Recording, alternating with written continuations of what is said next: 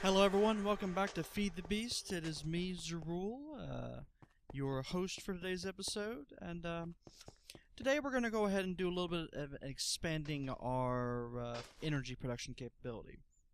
So, what we're going to do today is not going to be very impressive as far as energy generation goes, but I've been playing around with some of the different mods, and I wanted to give a few things a try.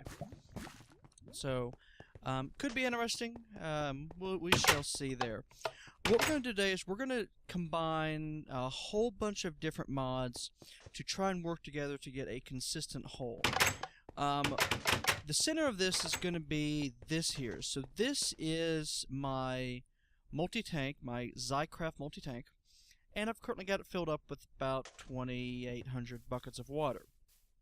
I've got a single aqueous accumulator going below this. Now, for power generation, what we're going to do is we're going to be working around with the water mill. This is a standard IC2 item, which has, the recipe's been changed with GredTech to make it a little more difficult. It requires basically aluminum blocks, which requires mining bauxite, and then in turn puts it against some kind of blast furnace. I've been getting it out of that blast furnace down there.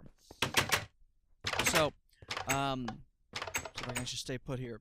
We're going to do a couple different things. So first off, let me go ahead and make a few more of these. Let's see what we got so far. So we're going to be working with routers, water mills, buckets. We're going to be using the applied energetics to help routing some of our items. We got a few things set up down here already. I'll show you what I've got going on down here to make it pretty simple to understand. And yeah, it should be a lot of fun. So let's go ahead and get started. Let's go ahead and make a few more water mills. So actually, let's see how many we have. We want a full of that, so we need 58 more. I just don't know if we have enough for 58, but let's go ahead and see if we can. I'll just tell it to do a full stack. While this crafts, let me go ahead and show you this. The router is a item from factorization. The job of the router is to take an item, let's see here, and evenly distribute the items among the chest by default. So let me go ahead and give you an example if you've never seen how a router works. So 1, 2, 3, 4. Let's see here. Let's try this. Actually, this isn't going to work exactly here. Let's try this a little bit differently. I keep forgetting that no chests don't stack up against one another. Let's see here. Alright, let's just make a bunch of iron chests. Let's make 3. Just for the sake of showing how this works. Alright. And let's just grab the rest of these chests. So, here is your router. The router's interface is very simple. There's one item slot, and then you either insert stuff into the networks, or you extract it. This defines the network as any adjacent and contiguously connected blocks with inventory spaces, machines, chests, what have you there. So, let's go, now the way this works is it does this in sequence. So let's, for example, let's put one in. Check. This is going to go in here as the first thing on the chest. Now if we put a second one in, an even distribution, put in the second chest, but leave one in the first chest. And then a third one will go into the last chest. And then we throw the rest of these in, one at a time. It'll start slowly moving these into the chests. 3 there, 3 there, and 3 there. A total of 9. Now, similarly, you can tell it to extract, and it'll just pull things out. Very simple. The nice thing is when you're using this with items, especially works well with barrels, you just stack a bunch of barrels together, you put a router on one end, and this will start pushing items into the barrels as it is able to. Considering the fact that from the same mod, it's not surprising that they work well together. Now, this interface here tells where you want to do the insertion or the extraction here. So in this case, this is extracting into the sides, and then there's the 4 different directions. These always indicate the same directions just based off whichever way you're facing. In this case, we're facing north. Well, north is that way. And then you can also do certain slots, the bottom and the top. Alright, so there we go. So let's do it for the sides. So just to show you again, we put it in, 3 goes there, there, and there. There you go. Now, one of the things you can do with routers is you can use upgrades to the routers. Let's see how many we got. Yeah, it's not that many. Let's see here. What do we need? Refined iron. Iron. Let's go and throw a stack in. It's all cooking. There we go. We're going to use a router to put. So what we're going to do is first we're going to lay out a grid of water mills just right next to each other, contiguous. We're going to use a router to insert buckets of water created by our Zycraft network into, one at a time, each of the different water mills, and then we're going to be using another router to pull them out and put the empty buckets back in the network. So that is what we're going to be playing around with there.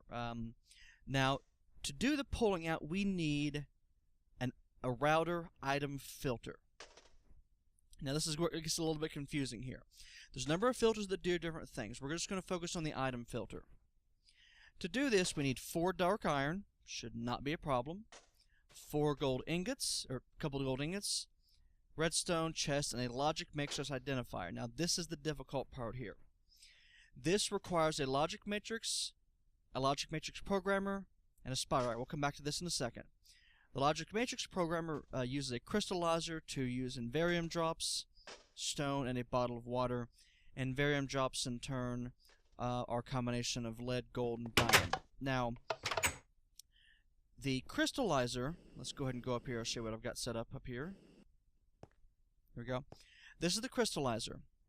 You see I've already made a couple of these. It'll take about 20 minutes or so for this to burn through. But the way this works is you can also use this for ore generation, but I've not played around with that there. This requires heating.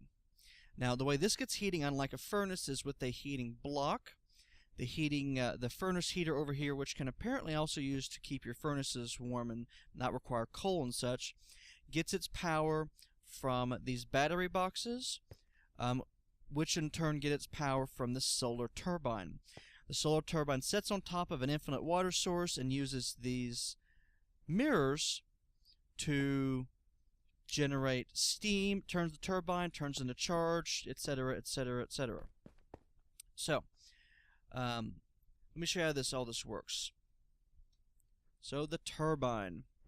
So the first part is either glass, and then the fan, which is just iron. That's simple. The motor is insulated coils, battery, lead, and magnet. The coils are simply lead around clay. Those are real simple.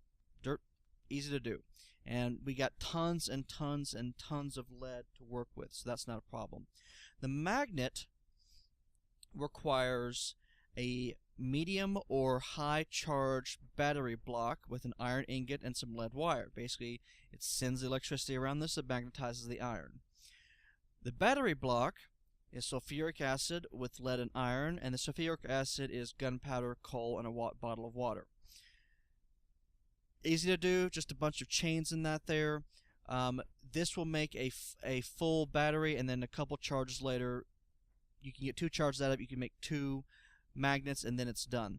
I didn't realize this, and I ended up just wasting the charges in this, but you're able to get a good recharge going on with this.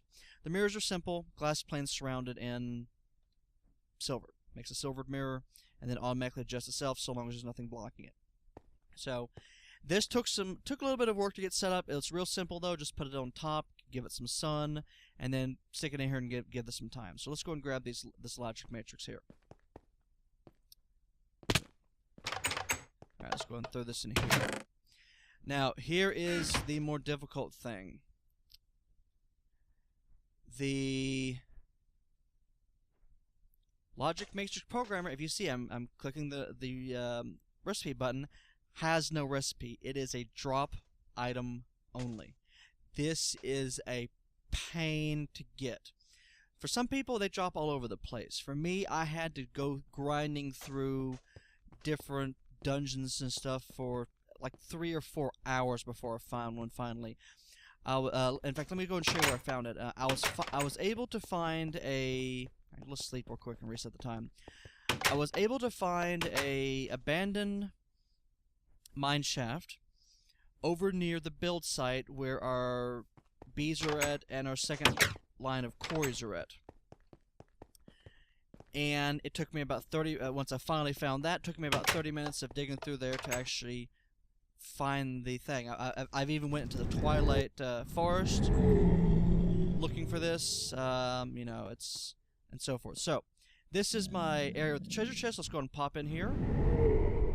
So, if you are running on my map, if you've downloaded my map, you'll see the coordinates are negative 443.50 and negative 2208.50, which is southeast of the little build area we have with quarries. So, there it is. One logic matrix programmer. Now, the nice thing about this, let me show you this here, is using a logic matrix, dark iron, and a programmer, you can duplicate the programmer. Very nice. This also sets up actually a glitch. One of the items in Twilight Forest is called an uncrafting table. Let's use experience, take an item and reduce it to its components, reverse the recipe. Because this is a recursive recipe, this allows you to get free logic matrices and dark iron ingots because this will reproduce itself there. So it's called a glitch, called an exploit, call it whatever you want. Just be aware. Personally, I think it's, if you've spent the effort getting to all that, it's worth wasting the time for that. Let's go and run to the build site real quick. There we go. You see, I've got one quarry that is already finished up here that is having problems loading. And then I've got a second quarry down here that is running. It is running at full speed off of the main energy feed from the base there. Just right next to the second one there. Like I said, we'll probably get around to filling this in at some point here. Use this as a ground area, something like that. Anyhow, let's go ahead and head back home. Home. Alright, so we have our programmer. This is very good. Alright, so what we need to make this upgrade is a logic matrix, a spider eye, which I got apparently a lot of, and the programmer. And just to make sure, this is the identifier, matrix, eye, programmer, check, crafting table. 1, 2, program, identifier, check. And let's throw you into here. So now that we have that, we need dark iron, gold, chest, and redstone. So, actually, did I have... I thought I had a bunch of dark iron blocks here. I wonder where I put those. Oh, duh, it's right in front of me. Derp. There we go. Alright, so we got a couple of stacks. That should be good enough for a while. So 4 of these, 2 gold, 1, 2, 3, 4. There's that. Couple of gold bars. 1, 2. One of those chests. And redstone torch. We have an router upgrade. Perfect. Alright, so let's see how this has been doing. I don't know what's been happening. Oh, aluminum ingots is what I've got next. So I got another 12. There we go. This should be okay for the moment. Let's go ahead and just pull all this out. I went ahead and made an MFSU to just stick into this. We'll see how well this actually charges. Let me throw this identifier in here since we... No, forget it. Right. Everything in place. Excellent. Alright, so we're going to go ahead and use... This is our item generation facility here. Or our power generation. I think eventually we're going to put a reactor through here at some point. But for now, I think we just will be okay. So let's go ahead and start getting these down. Now, I'm just going to leave this one from the wall here. Move that. Whoop. There we go.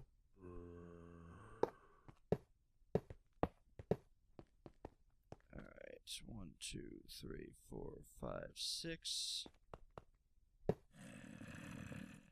Come on, click on the thing, not on the other one.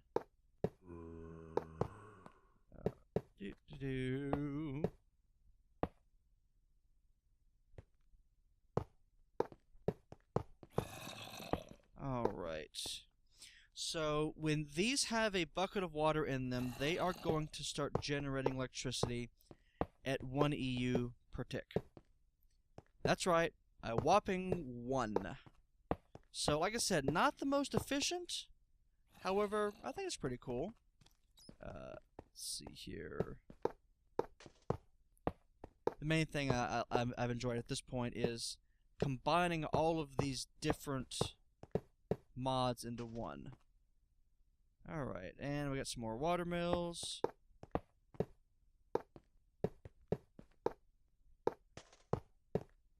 There we go. Because we're combining applied energetics, IC2, Greg Tech, thermal expansion. We got left there. There we go. We got 2 left. That's quite a bit there. Let's see here. Was it thermal expansion, Greg Tech, Industrial Craft 2, applied energetics. We could even set this. Oh, Zycraft with the tanks. Zycraft is a big one. In fact, let's go ahead and look at the Zycraft tanks now. So I'll introduce you to some of the things that we need to work with this. So one of the basic ideas about the Zycraft tanks is that for these valves, they are sensitive to the height of the liquid. For instance, when the liquid drops below this top level, this valve cannot extract. The valves below it can, but when it drops below this valve cannot extract, as an example. So what I did over here is I have set up this kind of unfinished area here. I've set up a couple of things. Let's go and dig this out real quick. Go. Alright. And I think I've got this. Nope, let's go ahead and fill this in.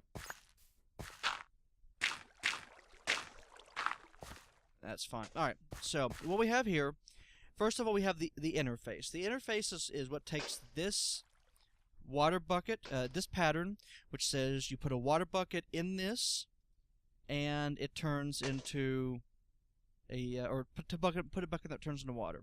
So let's go and pull this out for a second. There we go. I'll show you how this works here. So, this is your typical valve. In fact, let's go ahead and break this. There we go. So, we have 3 blocks here in a row. We have the valve, and we have the I/O blocks. Now, if you look, Okay, let's go ahead and reconnect this, and I'll show you how this works. Oops. Why did I get a marble brick? It's odd. Alright. So, you see we have blue and we have red. If you shift right-click with an open hand, you will change the color of this IO block from one to the other. So when we change this to blue, the blue represents input, this one represents output. It's that simple. So we put the interface here on the input. And we throw in the pattern that says you put something in this here, turns into water. Next, we take the input bus, which pulls stuff out, stick it there. This is just going to pull anything that it can get in this out. And then we'll just stick a cable to connect the two. There we go. Voila. So, let me go ahead and show you that this works. Now, I'm not certain if one aqueous accumulator is sufficient to keep it going, but we're going to test this. We've also got a big reservoir of water, so it shouldn't be too much of a difficulty. So right now, you see we have no water buckets, so we're going to hit craft and see if this works. We need bucket. There we go. There we go. So put it in the Zycraft tank, it filled it, and then it extracted it. So let's just go and throw all of these buckets in here. We will need one of those. We will need one of those. And let's just keep a couple of these and we'll throw the rest in here. Alright. So, there is the basics of the way we're interfacing with this tank here. Now, so let's go ahead and place our router. Alright, so let's put this router here. And then this router here. So this is going to be our input router.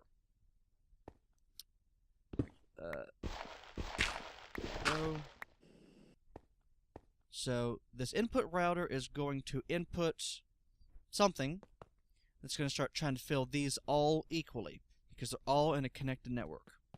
This is going to try and pull stuff out of things equally. So this is where we want to put in our item filter. So you shift, right click, and look, this opens up. So this is the filter. What you do is you put an item in here. It actually holds a real item, and then it'll only pull items out of that particular filter. Let's turn that to extract. Next, we need to go ahead and get our cabling ran. Let's go ahead and reset the time again, because I don't want spiders jumping on my head or anything like that.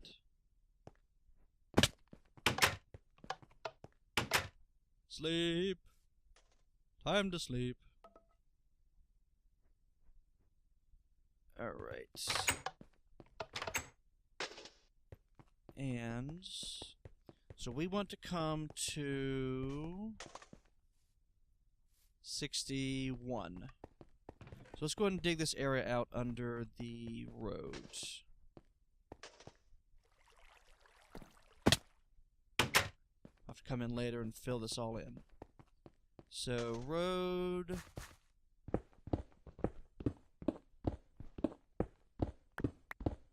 There we go.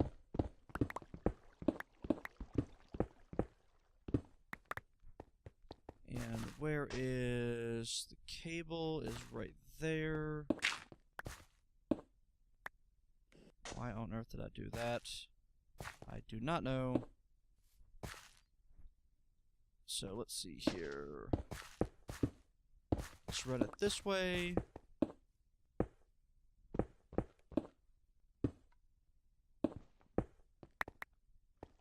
Add some dirt.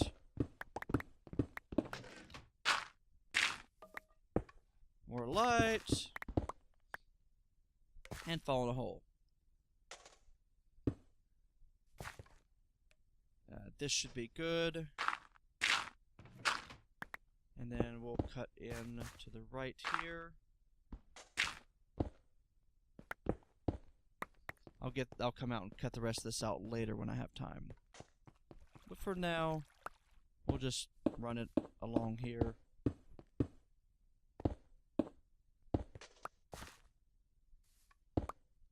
So then there.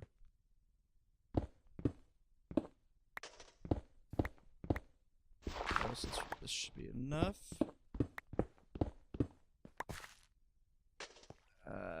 Yep, let's just cut right in this way.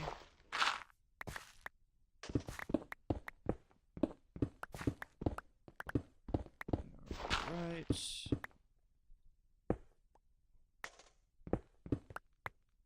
I love this pick. I've been thinking about getting a electric advanced diamond drill, but this just does the job so well, and repair is just silly. Repair is just silly. Let's go see if we can find out where we've got to go from here. Where did I leave the door? There is the door. Let me out. Whoa!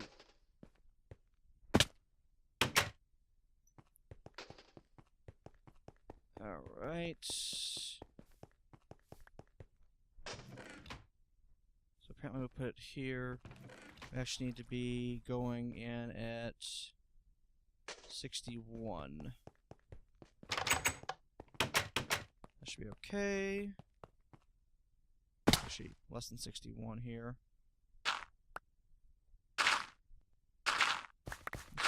Dig this way like this. Oh, did I get it? Oh. Perfect.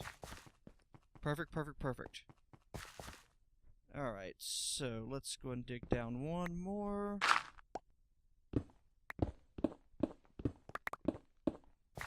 On the money. Alright, so we might need to get some more cables. If so, we'll come back to that in a minute. Let's just back it in this way here.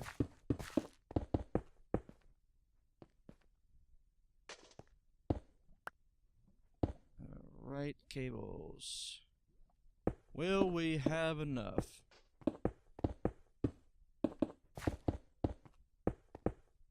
Three, two. Oh no, we will not.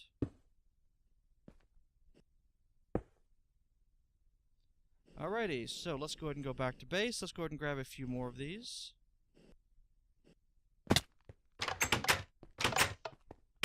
Just grab about another 10 cables. 20. Let's just make 20. Let's throw this stuff in here while we're at it.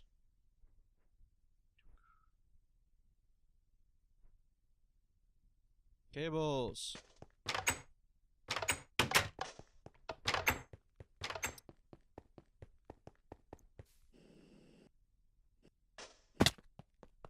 Alrighty.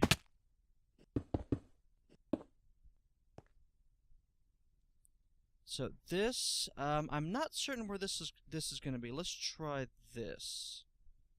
So let's try the top. No.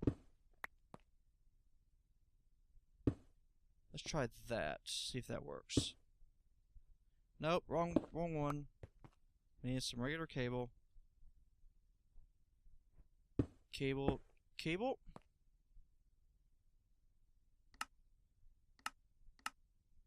Activate once per pulse. We'll do that just a second to test it. And then water bucket. Always craft items. So this is going to take an empty bucket from the network, craft it, shove it in here. So let's go ahead and grab ourselves a lever. Should have brought one. Do I have one? Do not have one. Lever. Nope, wrong buttons. One lever.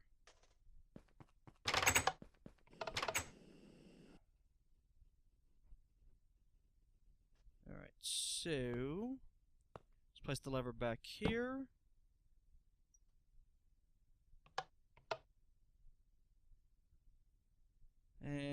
let's see if it's in any one of these.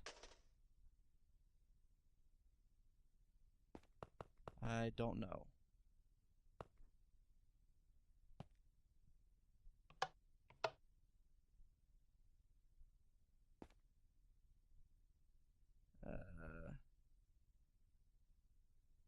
Tell you what, let's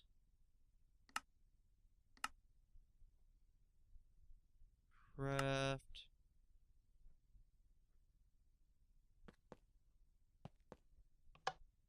Let's turn it on. Let's see what happens. Ah, there we go. There we go. Ah, there's what it is. Alright, so let's tell this to extract only those. So it will not extract. There we go.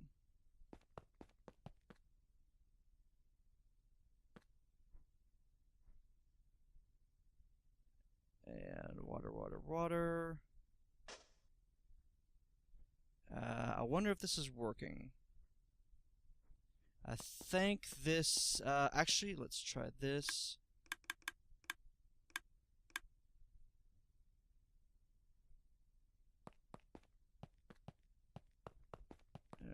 Alright.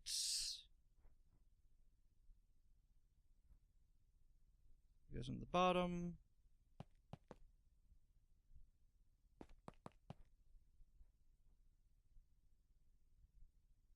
That goes in the bottom there. And the bottom.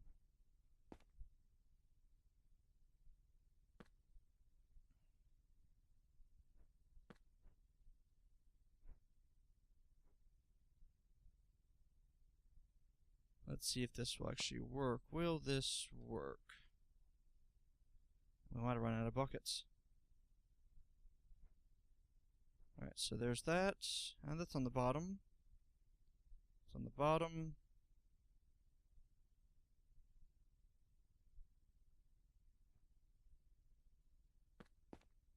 Alright, let's put that there. Bottom. Alright, I'm going to go ahead and sort through these. I'll be back in a minute. Alright, let's go ahead and see if this works. So, let's go ahead and change this to always active. This is going to suck out the buckets at the bottom. And then let's change this to always active. So this, since it is set to put into the bottom slots, this should start filling up the bottom slots. Yep. Fills in, turns into a, empties it with water, and then it goes here to be extracted. Cool. This should be filling up everything. Let's give it a few more minutes to make sure this works. And then we'll wire this in and we'll stick an MFS. Actually, let's just go through this now while we're at it. Let's see here. We will put this. Where should we put this? Let's put this here. So lots of inputs, one output. The output will be on this side. We can put it down later if we want. Let's go and light this up a little bit more. More light. More light. There we go. Let's see if this is still working here. Yep. Yep.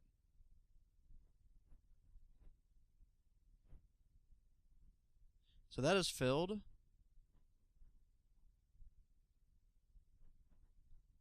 Go. And it's still pulling out of everything. We could probably do this with a bandwidth upgrade, which can pull out entire buckets, but I don't think it's really going to be needed. Actually, let's do this. See if that makes a difference. That should help out a little bit. And yeah. There we go. And once this fills up fully, we should start seeing buckets of water just fill everything. Just sitting here at the bottom. So let's go and start wiring this up. So we're just gonna go ahead and just do a straight grid across the top here. Yep, There it is. So you see now this is filled. It's got another water bucket waiting in the stands there. Now, I don't need to use diamond cable, but I've got a lot of diamond. I've got a lot of electrum. And I really like using diamond cable for everything. So, yeah. Now, from what I understand, something like this may cause a lot of lag, so I don't know if it'd be good usable in a server environment. But I haven't played with this in a server environment, so I couldn't tell. Yep.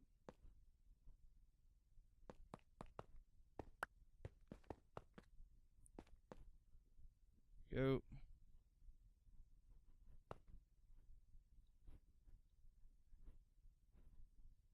Getting all this connected there without opening up, so just I guess I have to hold down shift. So like I said, it's not going to be the most efficient. You could probably definitely do better just running off thermal generators, because at that point you won't have to... am I going to run out of the diamond cable? You won't need to... if you're just pulling straight from the nether, presumably you have a near infinite supply of lava, so that's probably not a problem. But if lava is not your thing, this could definitely work for you. We can also just put another... need some more cable. Need some more cable. Boost! And get plenty of diamonds. And electrum. Alright. Diamonds. And glass. This gives you 8 for 1, which is the best ratio I've seen. Let's leave that there. Why am I trying to fly up to the ceiling? Superman, I am not. Boost. There we go. I also happen to think this actually looks pretty cool. I'm sorry, but that's probably the real thing that matters. Alright. So, let's just tie this in here.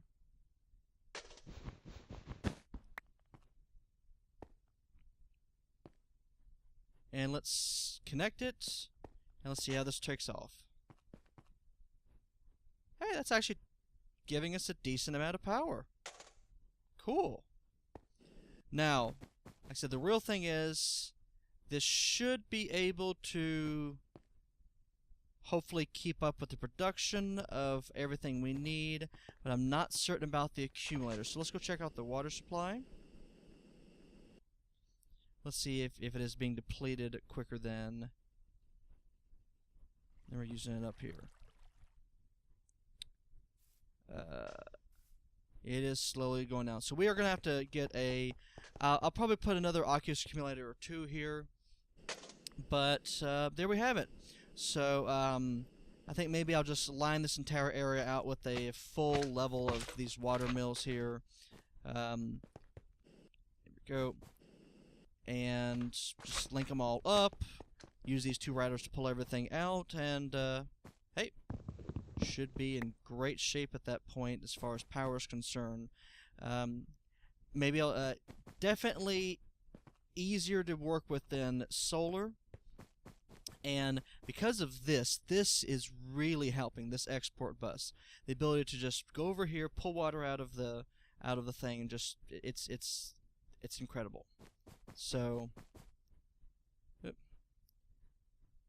might need more routers. I will keep an eye on this, and I'll let you know how this works on the next episode. So in the meanwhile, yeah, the power's going up pretty decently fast.